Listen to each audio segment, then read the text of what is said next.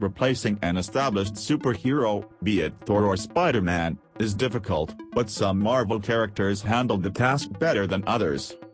The world of comic books is rife with instances in which superheroes are replaced.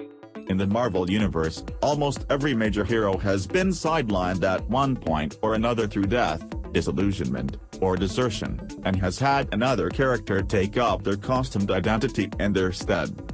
Here are the 5 Marvel superheroes who are disastrous than the originals. Teenage Tony Stark. The 90s were a divisive time in comics, with many long-standing heroes dying, being grievously injured, or turning to evil and being replaced by new younger heroes. In one of the more baffling and ill-received retcons in comic book history, Tony Stark was revealed to be under the influence of the time-traveling villain Kang the Conqueror and was replaced by a time-displaced teenage version of himself.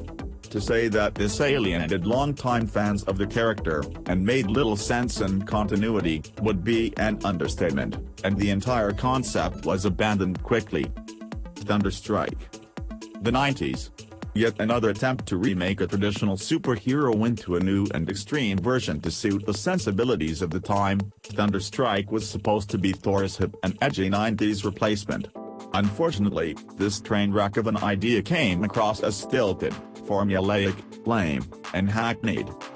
Thunderstrike's role in the Marvel Universe was a tad nebulous, as he operated concurrently with the Odinson for a time.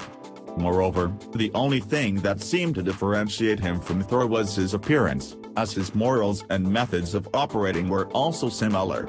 Ultimately, Thunderstrike melded into the background of the Marvel Universe and fell into relative obscurity. Totally Awesome Hulk. Not all new characters in Marvel's all-new, all-different brand were equally compelling. When Amadeus Cho took the role of the Hulk in Marvel's merged, new universe, it was an excellent opportunity to add more diversity to comics with an Asian-American superhero. However, Cho's personality was decidedly out of character for a Hulk.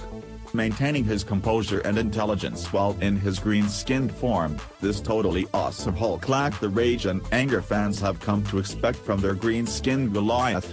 As entertaining as the Amadeus Cho version was, the Hulk eventually returned to a more sinister, though smoldering angry, version with the launch of the Immortal Hulk.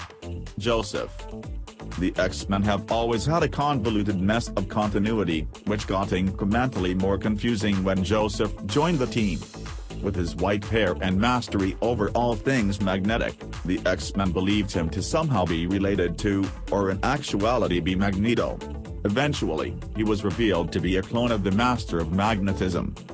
Although a somewhat interesting character, Joseph represented the turmoil that was happening with the X-books at the time.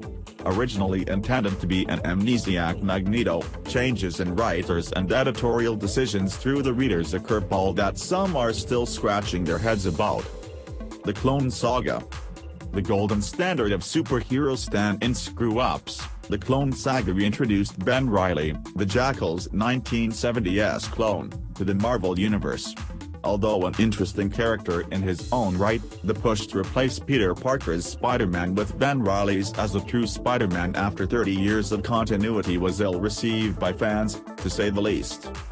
Although the Spider title sold well for the duration of the Clone Saga, the controversial storyline dragged on too long and threw in too many characters and extraneous plot lines for fans to enjoy.